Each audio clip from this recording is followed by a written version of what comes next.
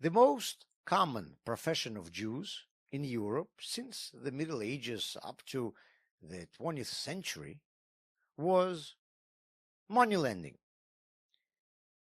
Jews were so dominant in this business that in some countries the inscriptions on coins were made in Hebrew.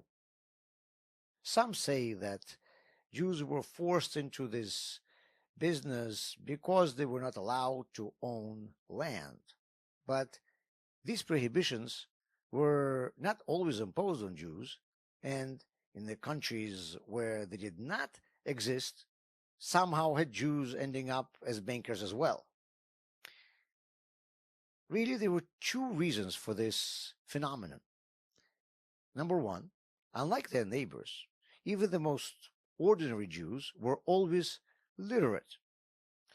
An average peasant or blacksmith in Europe did not need to write or count, and Europeans did not waste their time acquiring these unnecessary skills. Judaism, though, insists on literacy for everyone. Every Jew must be able to read the Torah in order to know the laws by which to live. To be a lender, you had to be literate. You have to count money and write contracts. Therefore, our religion provided the Jews with the opportunity to go into this profession. But you will ask, so every European who wanted, he could have studied, become literate, and become a banker. The reason why he couldn't is also, interestingly, a religious one. In the 5 books of Moses, it says a law that was followed by both Jews and Christians, but each one in their own way. It is written, a stranger you could charge interest, but not your brother. This law forbids Jews to lend money with interest to other Jews.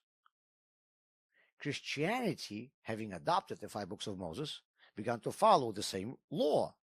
But for them, a brother was not a Christian, and Jews were strangers. Therefore, the church forbade Christians to lend with interest to other Christians. But Jews, who were strangers, could do it. It is interesting to note that in Judaism, the oral law explains that this prohibition against interest-bearing debt applies only to loans for personal expenses. And by the way, to lend a person money in this situation is a big mitzvah. But if a Jew needs a loan for business, he can make his Jewish lender a partial partner who will receive a share of the profits. This law is called heter iska. Thus, Jews always helped each other with commercial investments. Christians, however, borrowed only the 5 books of Moses from the Jews without the oral Torah, and therefore did not inherit the law of business loans. Thus, the Jews were made the bankers of all of Europe. The economy of those centuries was pretty primitive and largely dependent on exchange of goods, not purchases for money. The state could not collect taxes from barter, but the financial transactions of bankers were subject to taxes. So Jews became profitable for the state. So in many cases, if there was a non-payment of debts, Jews were able to turn to the authorities for help. Their businesses had federal guarantees.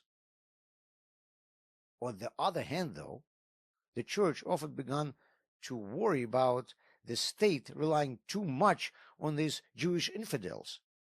This coziness, either real or imaginary, was often the reason for libels and pogroms led by the clergy. Also, if a large group of people did not want to repay their loans, they often got together and organized pogroms in Jewish quarters. And when a prominent official or even the state itself ended up in a large debt, Jews were often expelled from the country. Oddly enough, this niche of banking provided for the Jews both a blessing, a unique method of earning money, and a curse, a reason for even greater anti-Semitism.